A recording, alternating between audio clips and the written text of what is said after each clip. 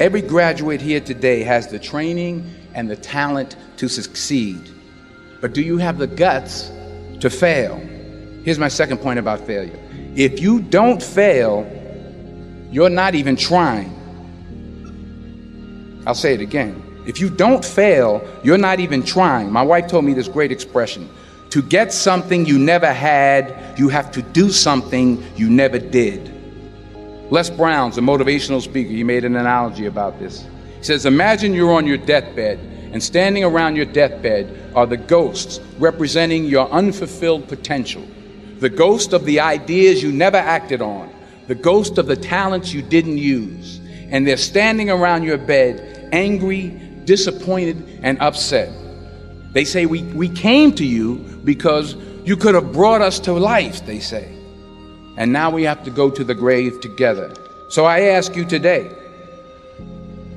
how many ghosts are going to be around your bed when your time comes? You've invested a lot in your education, and people have invested in you. And let me tell you, the world needs your talents. Man, does it ever. I just got back from Africa like 2 days ago, so if I'm rambling on, it's because I'm jet lagged. I just got back from South Africa. It's a beautiful country. But there are places there with terrible poverty that need help. And Africa is just the tip of the iceberg. The Middle East needs your help. Japan needs your help. Alabama needs your help. Tennessee needs your help. Louisiana needs your help. Philadelphia needs your help. The world needs a lot, and we need it from you. We really do. We need it from you young people. I mean, I'm not speaking for the rest of us up here, but I know I'm getting a little grayer. We need it from you, the young people. So you got to get out there. You got to give it everything you got, whether it's your time, your talent, your prayers, or your treasures. Because remember this, you will never see a U-Haul behind a hearse. You will never see a U-Haul behind a hearse. You can't take it with you. The Egyptians tried it, and all they got was robbed. So the question is, what are you going to do with what you have? I'm not talking about how much you have. Some of you are business majors. Some of you are theologians, nurses, sociologists. Some of you have money. Some of you have patience. Some of you have kindness. Some of you have love. Some of you have the gift of long suffering. Whatever it is, whatever your gift is, what are you going to do with what you have? All right, now here's my last point about failure. Sometimes it's the best way to figure out where you're going. Your life will never be a straight path. I began at Fordham University as a pre-med student. I took a course called cardiac morphogenesis. I still can't say it. Cardiac morphogenesis. I couldn't read it. I couldn't say it. I sure couldn't pass it. So then I decided to go into pre-law, then journalism. And with no academic focus, my grades took off in their own direction. Yeah, down. I was a 1.8 GPA one semester, and the university very politely suggested that it might be better to take some time off. I was 20 years old. I was at my lowest point. And then one day, and I remember the exact day, March 27th, 1975, I was helping my mother in her beauty shop. My mother owned a beauty shop up in Mount Vernon. And there was this older woman who was considered one of the elders in the town. And I didn't know her personally, but I was looking in the mirror, and every time I looked at the mirror, I could see her behind me, and she was staring at me. She just kept looking at me. Every time I looked at her, she kept giving me these strange looks. So she finally took the dryer off her head and she said something I'll never forget. First of all, she said, "Somebody give me a piece of paper. Give me a piece of paper." She said, "Young boy, I have a prophecy, a spiritual prophecy." She said, "You are going to travel the world and speak to millions of people." Now, mind you, I'm 20 years old. I'm flunked out of school. In fact, like a wise ass, I'm thinking to myself, maybe she's got something in that crystal ball about me getting back into school next fall. But maybe she was on to something, because later that summer, while working as a counselor at a YMCA camp in Connecticut, We put on a talent show for the campers. And after the show, another counselor came up to me and asked, "Have you ever thought about acting? You're good at that." So when I got back to Fordham that fall, I got in, I changed my major once again for the last time. And in the years that followed, just as that woman prophesied, I have traveled the world and I have spoken to millions of people through my movies. Millions who up till this day couldn't see me, who up till this day I couldn't see while I was talking to them, and they couldn't see me, they could only see the movie. They couldn't see the real me. But I see you today, and I'm encouraged by what I see. And I'm strengthened by what I see. I found that nothing in life is worthwhile unless you take risks. Nothing. Nelson Mandela said, "There is no passion to be found playing small and settling for a life that's less than the one you're capable of living." Now, I'm sure in your experiences in school and applying to college and picking your major and deciding what you want to do with life, I'm sure people have told you to make sure you have something to fall back on. Make sure you got something to fall back on, honey.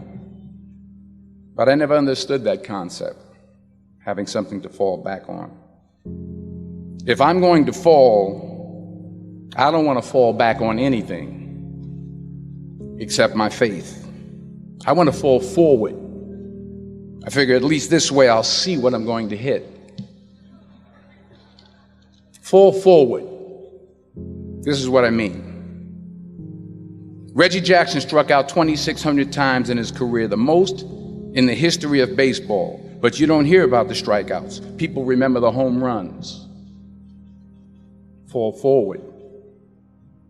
Thomas Edison conducted 1,000 failed experiments. Did you know that? I didn't know that. Because the 1,001st was the light bulb. Fall forward. Every failed experiment is one step closer to success. You've got to take risks, and I'm sure you've probably heard that before, but I want to talk to you about why that's so important. First, you will fail at some point in your life. Accept it. You will lose. You will embarrass yourself. You will suck at something. There's no doubt about it. And I know that's probably not a traditional message for a graduation ceremony, but hey, I'm telling you, embrace it, because it's inevitable. And I should know. In the acting business, you fail all the time. Early on in my career, I auditioned for a part in a Broadway musical. Perfect role for me, I thought, except for the fact that I can't sing. So I'm in the wings, I'm about to go on stage, but the guy in front of me, he's singing like Pavarotti. He's just, and he's just going on and on and on, and I'm just shrinking, I'm getting smaller and smaller. So they say, "Oh, thank you very much, and you'll be hearing from us." So I come out with my little sheet music, and it was Just My Imagination by the Temptations. That's what I came up with. So I hand it to the accompanist, and she looks at it and looks at me and looks out at the director and was like, "Nice." So I start, I'm going to sing. I'm like, "It's just my imagination once again, and then coming away with me." And I'm not saying anything, so I'm thinking I'm getting better. So I just start getting into it. It was just my running. This, thank you very much, Mr. Washington. Thank you. So I assumed I didn't get the job. But the next part of the audition, he called me back. The next part of the audition is the acting part of the audition. Now I'm like, hey, okay, maybe I can't sing, but I know I can act. So they pair me with this guy, and again, I didn't know about musical theater. And musical theater is big, so they can reach everyone all the way in the back of the stadium. And I'm more from a realistic, naturalistic kind of acting where you actually talk to the person next to you. So I don't know what my line was. My line was, "Well, hand me the cup." And his line was, "Well, I will hand you the cup, my dear. The cup will be there to be handed to you." I said, oh, okay. Well, should I give you the cup back? Oh, yes, you should give it back to me because you know that is my cup and it should be given back to me. I didn't get the job. But here's the thing. I didn't quit. I didn't fall back. I walked out of there to prepare for the next audition and the next audition and the next audition. I prayed. I prayed and I prayed. But I continued to fail and fail and fail. But it didn't matter because you know what? There's an old saying, you hang around the barbershop long enough, sooner or later you're going to get a haircut. So you will catch a break, and I did catch a break. Last year, I did a play called Fences on Broadway. Someone talked about it. Won the Tony Award. And I didn't have to sing, by the way. But here's the kicker. It was at the Court Theater. It was at the same theater that I failed that first audition 30 years prior.